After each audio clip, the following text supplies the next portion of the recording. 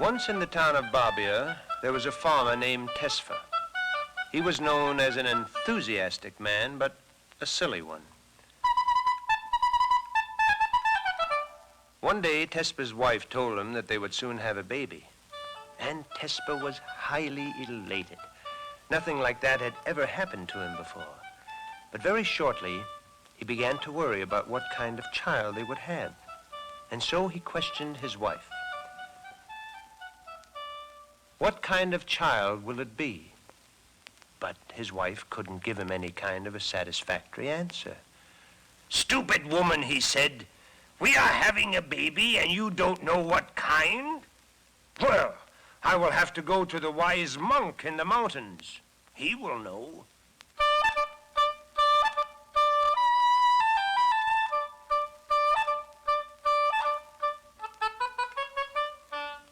So he took one of the young bulls from his herd and drove him to the cave in the mountains where the monk lived. The monk looked at Tesfa inquiringly. "I come to you for information," Tesfa said. "My wife tells me we are going to have a baby, but the stupid woman doesn't know what kind of baby it will be. Please let me know the answer. I have brought you a bull for payment." The monk took out his divining board and threw seeds upon it. This was the way he foretold the future. As the seeds fell upon the divining board, the monk shook his head. Tesfa shook his head too. The monk clucked his tongue, and Tesfa clucked his tongue also. The monk took up the seeds and threw them again. "Aha," he said. "Aha," Tesfa echoed. Once more the monk threw the seeds on the divining board. "Ho-ho," he said. "Ho-ho," Tesfa replied expectantly. At last, the monk looked up at Tesfa. He was very, very serious. "The child your wife will bear will be either a boy or a girl." Tesfa clapped his hands. "A boy or a girl? How fortunate I am." He gave the monk the bull and ran home breathlessly to tell his wife the good news. And true to the monk's words, in the course of time, a child was born. And it was a boy. "What a brilliant man the monk is," Tesfa said over and over. "How truly he spoke." Soon the time came when they had to christen the child, but they couldn't think of a suitable name for him. When Tesfa proposed a name, his wife didn't like it. And when his wife suggested a name, Tesfa didn't like it. They couldn't agree at all. And finally, Tesfa said, "I'll ask the monk. He is so wise. The monk shall be godfather."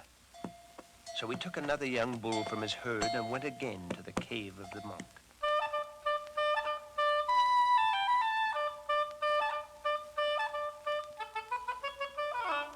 "You have been so helpful in the past. Help me again," he said. "Please tell us our boy's name." The monk brought out his divining board and threw seeds upon it. "Aha," he said. "Ha-ha," Tesfa echoed. "Oh-ho," the monk said. "Ho-ho," Tesfa replied. The man looked at Tesfa wisely. "Well, what is his name?" Tesfa asked. "Come close," said the monk. Tesfa came close. "I have the name," the monk said. "I will put it in your hand so that you won't lose it." Tesfa cupped his hands and held them out. The monk leaned forward and whispered into them. "Close your hands quickly so that you don't lose it now," the monk said aloud. Yes, I am always losing things," Tesfa said enthusiastically. "Thank you, monk. We are deeply indebted. May you have many children and cattle." And holding his hands together, he turned and ran homeward. When he came to a place near the village where the farmers were threshing their grain, he raced toward them, shouting, I have it! I have it! How lucky I am! I have my son's name!" But as he ran through the straw and chaff, he slipped and fell. And as he did so, his hands came apart. Now I've lost it, he shouted at the farmers. See what you made me do. He picked up a threshing fork and began to sift through the straw and chaff. Some of the farmers came to help him. What does it look like, they asked. How do I know? I haven't even opened it, Tesfa said with irritation. As they sifted through the straw, a woman of the village came by, and she asked, what were they doing? Tesfa explained everything, and the woman shook her head. It's simply ridiculous, she said, and went on her way. Is it really? Tesfa said with amazement. Oh, thank you. And he dropped his fork and went home. His wife was waiting. Well, his wife asked, what is it? I got it from the monk, but I dropped it on the straw, Tesfa said. While I was looking for it, our neighbor came by and told me it was ridiculous. So I didn't have to look anymore. How do you suppose she knew the boy's name should be ridiculous?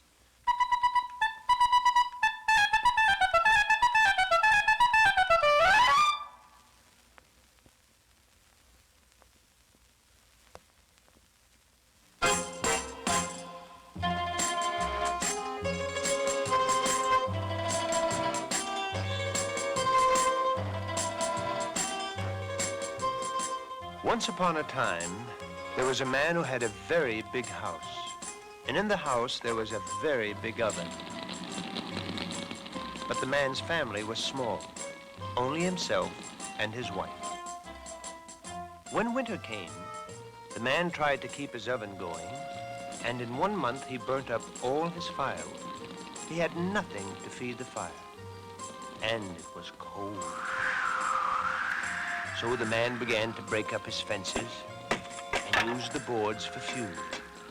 And when he had burnt up all of his fences, the house, now without any protection against the wind, was colder than ever. And still they had no firewood. Then the man began to tear down the ceiling of his house and burn that in the oven. A neighbor noticed that he was tearing down his ceiling and said to him, Why, neighbor, have you lost your mind? Pulling down your ceiling in winter? You and your wife will freeze to death. But the man said, No, brother. You see, I am pulling down my ceiling so as to have something to heat my oven with. We have such a curious one. The more I heat it, the colder we are. The neighbor laughed and said, Well, isn't that silly? After you have burned up your ceiling, then you will be tearing down your house. You won't have anywhere to live. Only the oven will be left, and even that will be cold. Well, that is my misfortune, said the man. All my neighbors have firewood enough for the whole winter, but I have already burnt up my fences and the ceiling of my house and have nothing left. The neighbor replied, But all you need to do is to have your oven rebuilt. But the man said, I know well that you are jealous of my house and my large oven, and so you advise me to rebuild it. And so he turned a deaf ear to his neighbor's advice and burnt up his ceiling and burnt up his whole house. And in the end, he had to go and live with strangers. That's like giving all your food to a cat to keep the mice out of your food.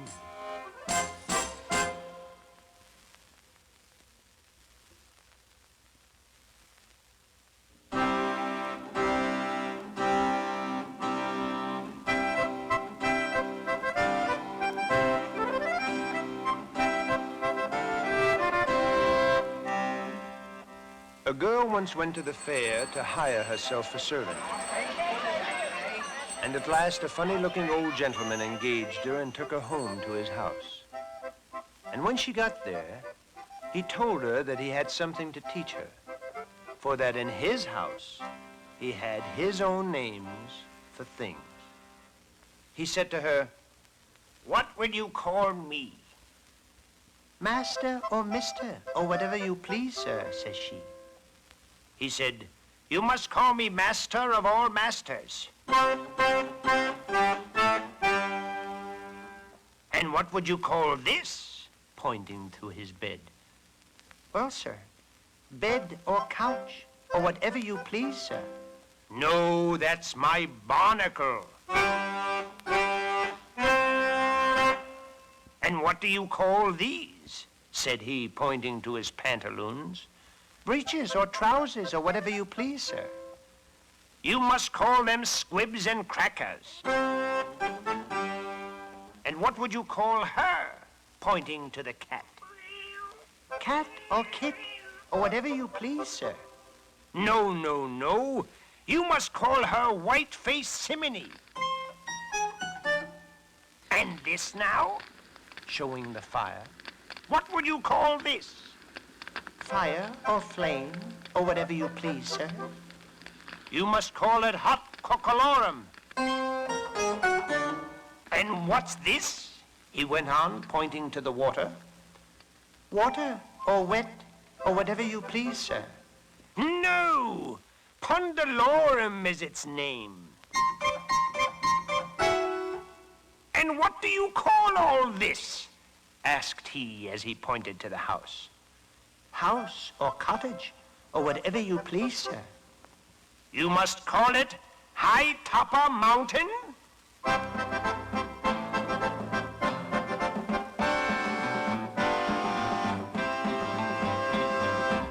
That very night, the servant woke her master up in a fright and said, Master of all masters, get out of your barnacle and put on your squibs and crackers, for white-faced Simony has got a spark of hot cockalorum on its tail, and unless you get some pondalorum high top a mountain, we'll be all on hot cockalorum. which is even worse than Peter Piper picked a peck of pickled peppers.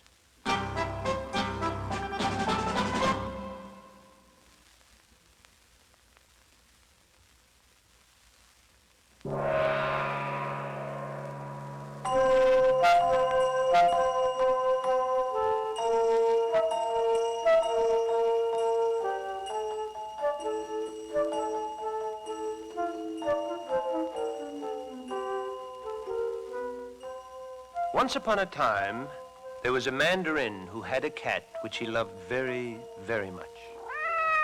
He was so proud of the cat, and he considered it such a remarkable creature that he decided to name it Sky.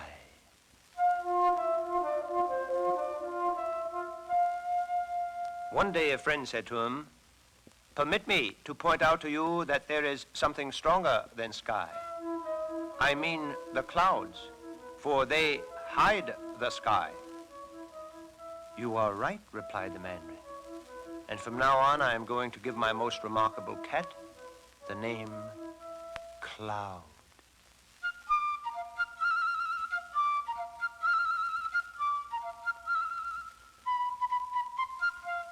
Some time later, another mandarin was drinking tea at his house. "Why is it," he asked, "that you call this most remarkable creature Cloud? For there is something much stronger than the clouds. I mean the wind that scatters the clouds before it." So from then on, his master called the cat, of which he was so proud, by the name of Wind.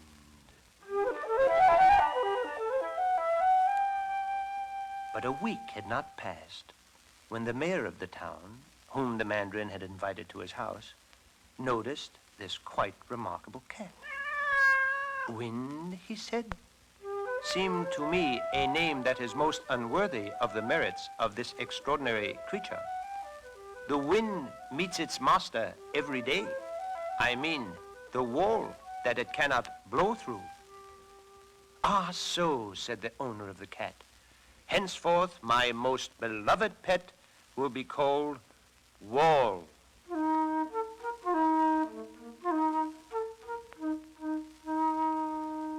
A little later, a scholar who was pursuing his studies at the mandarin's house respectfully remarked to the mandarin that there is something that can conquer even a wall: the mouse that nibbles a hole through it. "That is true," said the mandarin. I will name my most remarkable cat Mouse. Just then the gardener's little son happened by. Mouse? He exclaimed. I know something much stronger than a mouse. I mean the cat who catches the mouse and eats him up. At this, the mandarin realized his folly. And from then on, he called the animal of which he was so justly proud by the most beautiful name that anyone had been able to bestow upon it. The name of cat.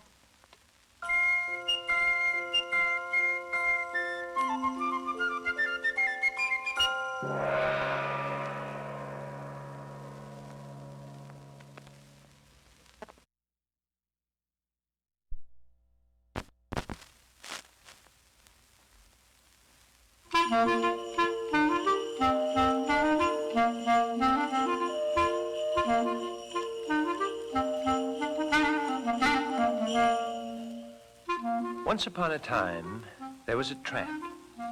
And this tramp had walked all day through the forest with little hope of finding shelter.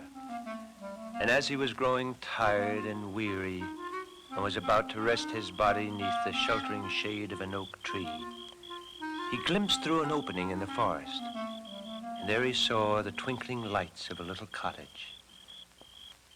And he thought how nice it would be to be able to roast myself before the fire and get a bite to eat. And as he dragged himself wearily toward this cottage, he met an old woman coming toward him. The old woman stopped and looked at him and said, Good evening. Where do you come from? And the tramp looked up at her and said, South of the sun and east of the moon, I have been all over the world except for this parish. Well, said the old woman, you must be a great traveler then. And what may your business be here? Oh, said the tramp, I would merely like a little shelter for the night. I thought as much, said the woman.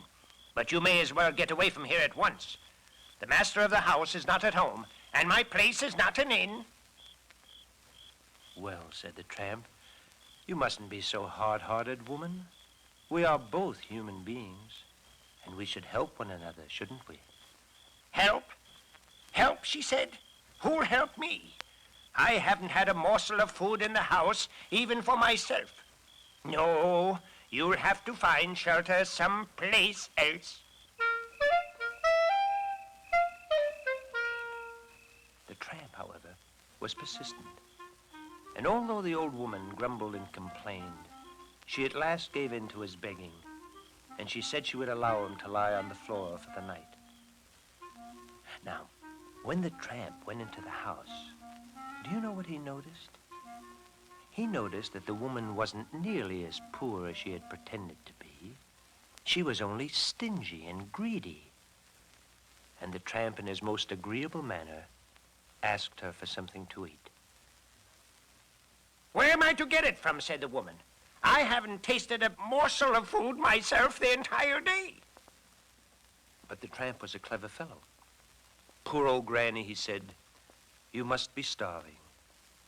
Well, in that case, I suppose I must ask you to have something with me. The old woman looked at him. With you? What have you got to offer, I'd like to know? And the tramp said, he who far and wide doth roam sees many things not known at home. Lend me a pot, Granny. Now, the old woman became very curious, so she handed him a pot. And she watched him very carefully as he filled it with water, put it on the fire, and then out of his pocket, he took a 4-inch nail, turned it 3 times in his hand, and put it in the pot. The old woman stared incredulously. What's this going to be, she said. And the tramp said, nail broth. The old woman had never heard the like of that before. And she said, well, that's something for poor people to know. I should like to learn how to make it. And the tramp said, you only have to watch me. and he went on gently stirring the pot. The old woman squatted on the hearth, her eyes following every movement of his hand. "This kind of nail generally makes good broth," said the tramp. "But tonight, it is likely to be rather thin. You see, I have been making broth for a whole week with the same nail. And if I only had a handful of oatmeal to put into it, that would make it fine. But since there is none, there's no use wishing for it." And he went on, gently stirring the pot. The old woman looked and said, "Well, I may have a scrap of oatmeal somewhere. Let me see." She went and fetched it. She did have oatmeal, and it was both good and fine. The tramp put in some of the oatmeal and went on stirring, while the woman still stared. "This broth would be good enough for company," said the tramp, adding more oatmeal. "If only I had a bit of salted beef and some potatoes." Oh, well, there's no use thinking about that. But the old woman suddenly remembered some potatoes she had put away, and perhaps a bit of beef as well. She gave them to the tramp and kept on stirring. And she sat and stared as hard as ever. "This will be grand enough for the best in the land," he said. Well, I never, said the woman. And just fancy, all with a nail. If only I had a little barley and a drop of milk, we could ask the king himself to have some of it. This is what he has every blessed evening, I know, for I have served under the king's cook. Dear me, the king. Well, I never, she exclaimed, slapping her knee. She was quite awestruck by the tramp's fine connection. But there's no use in thinking about what we cannot have, is there? And suddenly the old woman just happened to remember, that she had a little barley and that she wasn't quite out of milk. So she went to fetch the one and then the other. The tramp went on stirring, and the woman squatted down again and went on staring. Then all at once, the tramp took out the nail. "Now it is ready, and we'll have a real feast." Of course, the king and queen always had a bit of brandy and a sandwich with this kind of soup, and they always used a cloth on the table when they ate. But there's no use thinking of that. By now, the old woman was feeling quite grand and fine, and she thought it would be nice to have it just as the king and queen did for once. So she went straight to the cupboard and brought down the brandy bottle and glasses. She brought butter and cheese, smoked beef and veal. When she had set them out on her best cloth, the table looked as if it were decked out for company. Never in her life had the old woman had such a grand feast. Never had she tasted such broth. And just fancy, it was made with only a nail. She was in such a good humor at learning how to make delicious broth so cheaply that she couldn't make enough of the tramp who had taught her such a useful thing. They ate and drank and drank and ate until they both became tired and sleepy. The tramp started to lie down on the floor. But now that would never do. Such a grand person must have a bed to lie in. The tramp really didn't need much urging. "It's just like sweet Christmas time," he said. "And I have never met a kinder woman." He lay down on the bed and went fast asleep. When he awoke the next morning, coffee and a glass of brandy were waiting for him. And when he was going, the old woman gave him a bright and shiny coin. "And thanks," she said. "Many thanks for what you have taught me. I shall live in comfort now that I've learned to make broth with a nail." Well, it isn't very difficult if you only have something good to flavor it with. The old woman stood in the doorway, staring after him admiringly. Just think, wasn't I fortunate to meet such a man? Surely such people don't grow on every bush.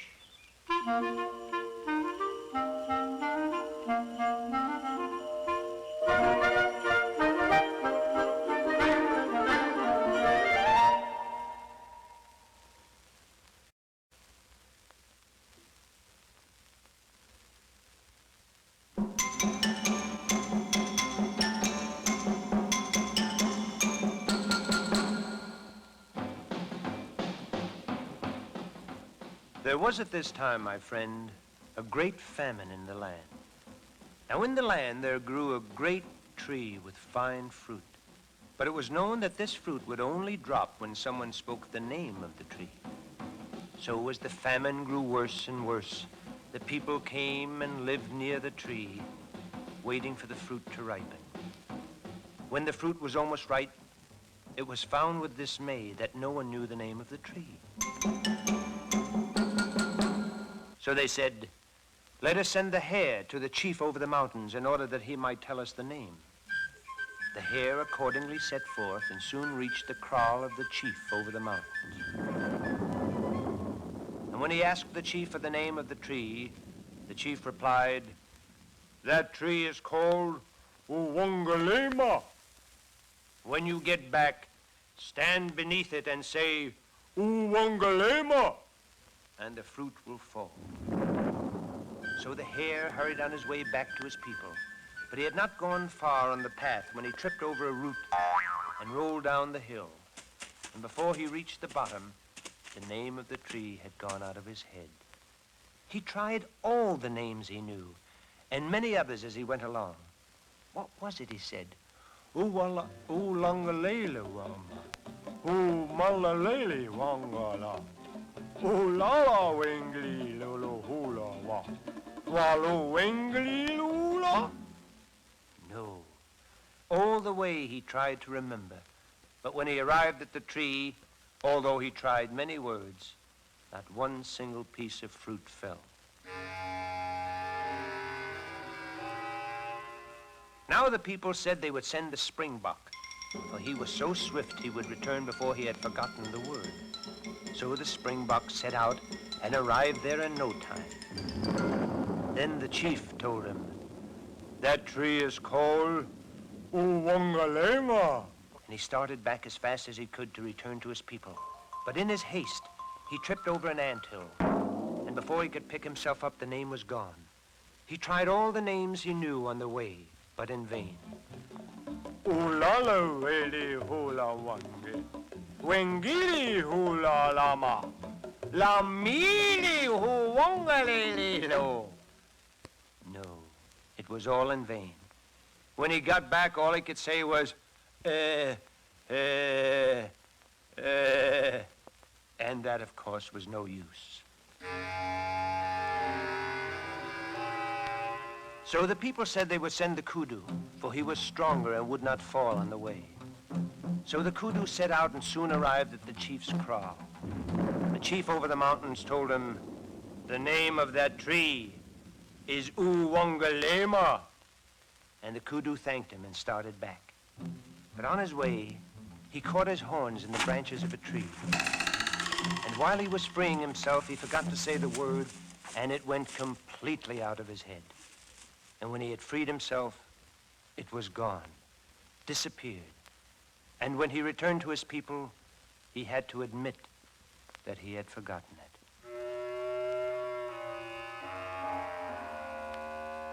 The people now had a council, and they said they would send the lion, for he was both swift and strong, and he had no horns to catch in trees.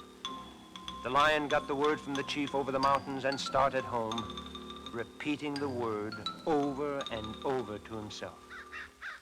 But the sun was hot, and he was tired, and he thought he would just lie down to rest in the shade of a bush, and he slept. But when he woke, the name was gone out of his head. Now the lion was too proud to admit he had forgotten the word, so he made up a word and said it many times to the tree, but no fruit fell.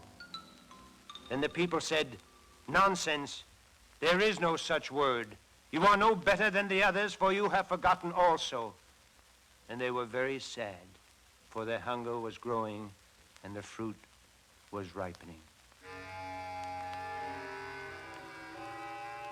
At last the elephant said, "Let us send the tortoise." All the animals laughed, for they were sure no one so slow could remember. But the lion said, "No, let him go. Since we have all failed, it is best that he should fail also." But before the tortoise left, he went to his mother and asked her, "How does one remember a very hard word?" His mother said, "If you wish to remember it, son, do not stop saying it for any reason."